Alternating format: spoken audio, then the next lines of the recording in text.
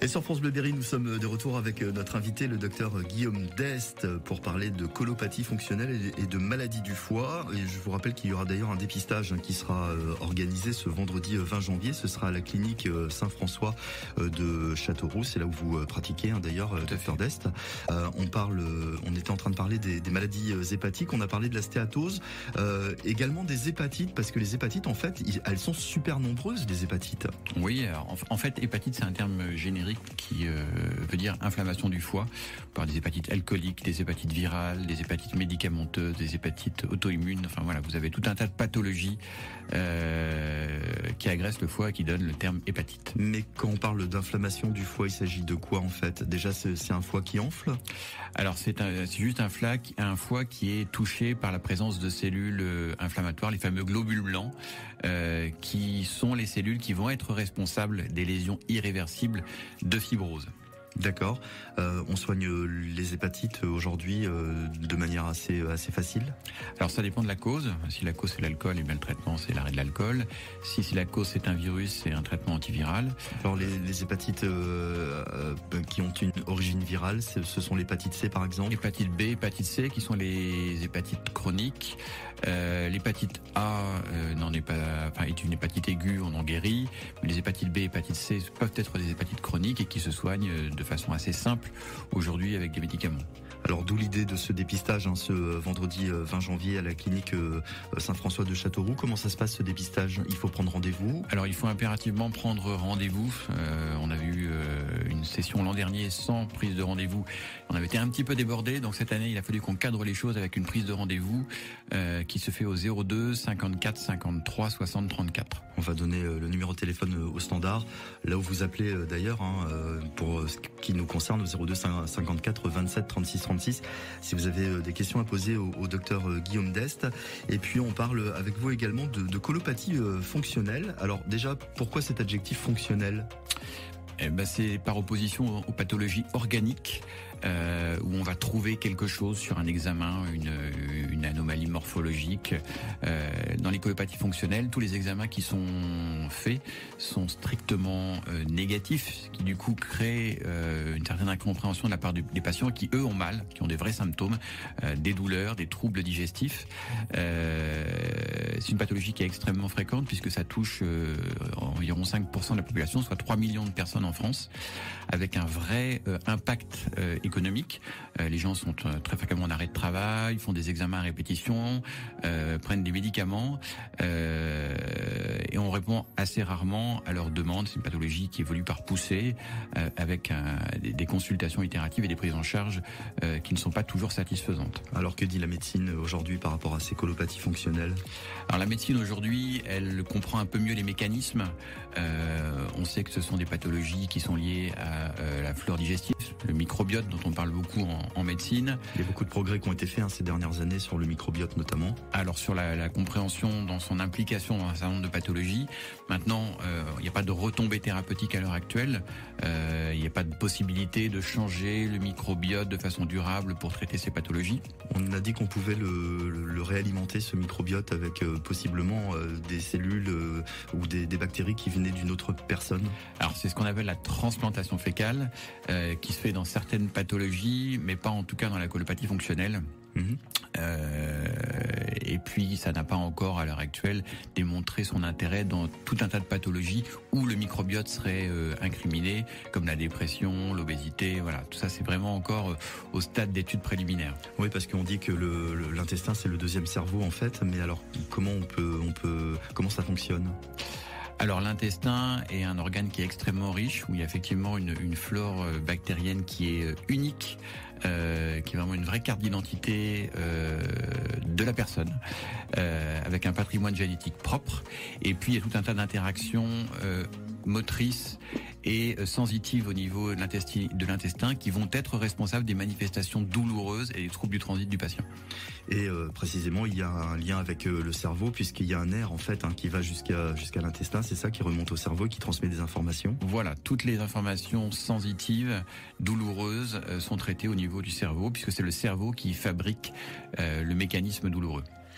Alors, je sais pas si on a le temps. On va peut-être prendre un auditeur qui vient de nous appeler à l'instant. C'est Liliane qu'on va avoir au téléphone dans quelques instants. On parle de colopathie fonctionnelle et des maladies hépatiques avec vous, docteur Guillaume Dest, notre invité de la clinique Saint-François de Châteauroux. Nous sommes de retour dans notre côté expert ce matin avec le docteur Guillaume Dest de la clinique Saint-François de Châteauroux. On parle de maladies hépatiques et de colopathie fonctionnelle. Si vous avez des questions à poser au docteur Guillaume Dest, vous pouvez le faire au 02 54 27 36 36, comme Liliane qui est avec nous. Liliane, bonjour. Bonjour. Liliane, bonjour, docteur. Bonjour. Liliane. Vous aviez une question à poser. Oui. Alors, je suis traitée pour une RCH depuis plusieurs années, avec des moments de rémission. Mais en ce moment, je dirais, j'ai le ventre qui gonfle et qui a bien sûr des douleurs. Alors, je ne sais pas si c'est une inflammation qui recommence du côté côlon. Je voudrais bien savoir si je dois consulter là maintenant. Alors, la RCH, on va peut-être expliquer ce que c'est. C'est la rectocolite hémorragique. C'est ça. C'est l'une des deux maladies inflammatoires intestinales. C'est la cousine de la maladie de Crohn. Alors, il faut savoir qu'il y a un patient sur deux en rémission de ces maladies qui peut avoir des symptômes résiduels, douleurs, ballonnements, diarrhée. Peut-être, mais je ne sais pas si c'est votre cas. Quand on fait des coloscopies chez ces patients qui ont des symptômes résiduels, eh bien, on peut ne rien trouver une fois sur deux, et on peut avoir une colopathie fonctionnelle surajoutée à la maladie inflammatoire Crohn ou RCH. Oui, comme quoi par exemple? Eh bien, la colopathie fonctionnelle telle que je la décrivais, les douleurs, ballonnements, diarrhée, etc. Douleurs, ballonnements, diarrhée, voilà. Constipation. Alors que sur la coloscopie et les biopsies, les prélèvements qu'on fait dans l'intestin, il n'y a plus aucune activité de la maladie de Crohn ou de la rectocolite hémorragique. Oui, c'est vrai. Alors par contre, il y a aussi quelques années, j'ai fait une agranulocytose. Est-ce qu'il y a un rapport avec la RCH aujourd'hui? Alors, je ne sais pas à quoi était liée votre agranulocytose, mais non, il n'y a pas de lien. C'était peut-être les médicaments. Parfois, il y a des médicaments qui peuvent donner, s'il y a des interactions de ce genre de problème. Mais non, il n'y a pas de lien entre agranulocytose et rectocolite. Entendu. Bon, c'est ce que je pensais qu'il y avait un rapport avec ça, justement. Je ne connais pas votre dossier particulier, mais là, comme ça, je vois pas. Bon, mais c'est bien alors.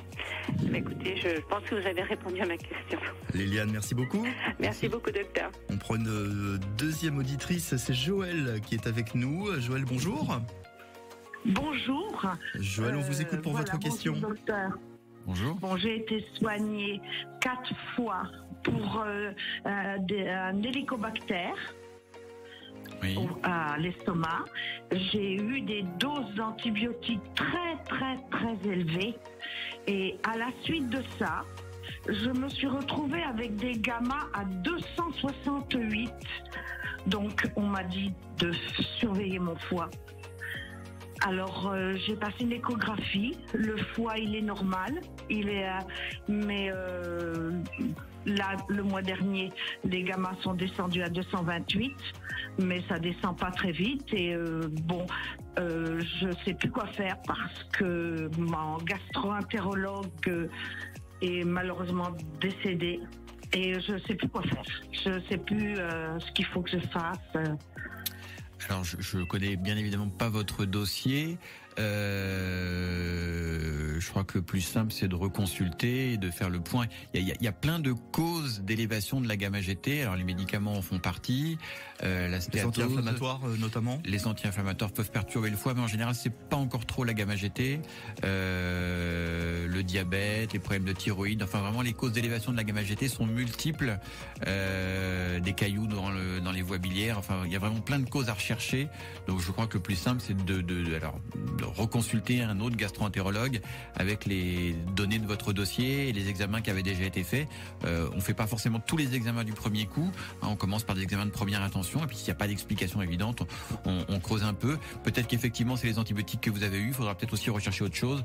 Voilà, je crois que le plus simple c'est de refaire le point avec un spécialiste. D'accord. Bien, je vous remercie beaucoup, docteur. Je vous en prie, merci madame. Bien. Merci Joël, bonne journée. On parlait, docteur, à l'instant des gamma-GT. Ce sont quoi les gamma-GT? Ce sont des enzymes? Alors ce sont l'une des enzymes du foie en général, c'est l'enzyme que les gens connaissent bien. Très souvent quand on leur parle de gamma-GT élevé, ils disent je ne bois pas d'alcool, parce que c'est l'enzyme qui a tendance à grimper chez les gens qui ont des problèmes d'alcool. Non, ça fait partie des causes. Hein. Joël qui était encore avec nous au téléphone. Je ne suis pas en train de vous. On parlait pas de vous, Joël, rassurez-vous. Voilà, on parlait en général. Voilà, ça fait partie des paramètres qu'on surveille et qui nous permettent, en fonction des taux, d'avoir des pistes d'examen et de diagnostic. Docteur Guillaume Dest qui était avec nous ce matin sur France Bleu pour parler de colopathie fonctionnelle et des maladies hépatiques. Je rappelle ce dépistage des maladies du foie qui va avoir lieu à la clinique Saint-François de Châteauroux. Ce sera donc vendredi de la semaine prochaine, le 20 janvier. On redonne le numéro de téléphone si vous voulez bien pour prendre rendez-vous pour ce dépistage gratuit. Alors c'est au 02 54 53 60 34 et je précise que je serai avec deux de mes collègues, les docteurs Caz et Dujardin. Merci beaucoup docteur Dest d'avoir été avec nous sur France Bleu ce matin. Merci à vous. À bientôt. Merci, au revoir.